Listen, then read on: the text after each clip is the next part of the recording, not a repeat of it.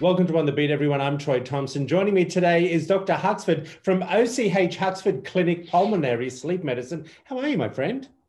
Very good, Troy. It's always a pleasure to see you. Likewise. Well, I just thought since there's been, the COVID vaccination that is starting to roll out across the world and we're waiting to hear what's happening here, I thought it was a good time to have a discussion about vaccines in general. I actually have a few questions, Yes. but I'm going to let you start off with some of the vaccines that you wanted to discuss as well.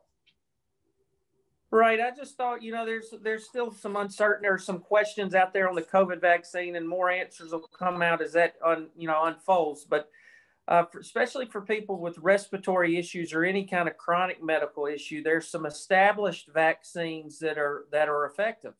Unfortunately, a lot of people don't use them. There's misconceptions about them, but I think they're important. The primary two are the flu vaccine and the pneumonia vaccine.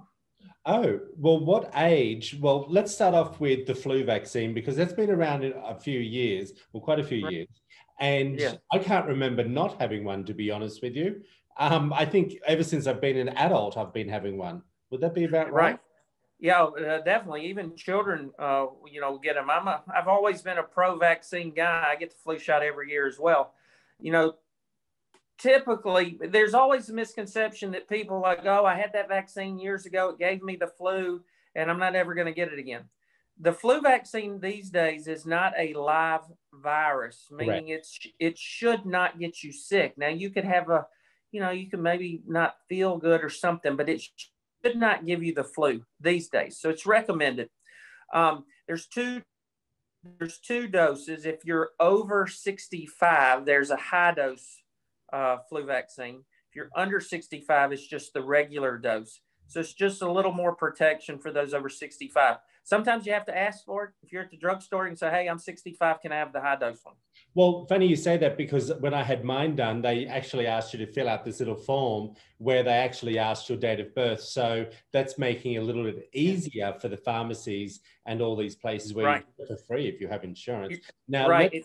You're not quite ready for the high dose one yet, I guess. no, thank you. All Thank right. you for that, my friend. Now, let's just talk about the pneumonia one because this is Right. very interesting. At what age should one be getting the pneumonia shot? There are two pneumonia vaccines. One is called the Pneumovax 23. That's been around the longest. The other one is called Prevnar 13. It's a relatively newer one, although it's been out for a few years. To make it simple, for mostly on the Prevnar 13, it's if you're 65 and older, you qualify for that one. There are some indications where you could get it younger, but usually 65, and it's just one time. You just get it one time, and that's good. Based on current recommendations, you don't need a booster. You don't need it every year. No, the other one, the Pneumovax 23, which has been around the longest, is pretty much for just about any adult from 19 and above. If you have any kind of medical issue, it could be high blood pressure, it could be diabetes, it could be asthma, it could be whatever. And that's the one you typically get the shot and then a booster every 5 years. I got you. I do want to touch on the COVID vaccination, but we don't know a lot of information just yet. But one of the things that was brought to my attention, if we have the COVID vaccination, will that affect the flu shot that we've had as well? It shouldn't. I suppose anything is possible, but it should not. It should stand on its own, not have any issues with the flu. We do know that for most of the companies coming out, it's going to be a two-step process. You get one shot, and then you come back in a few weeks and you get the other one. All right, my friend, I appreciate everything.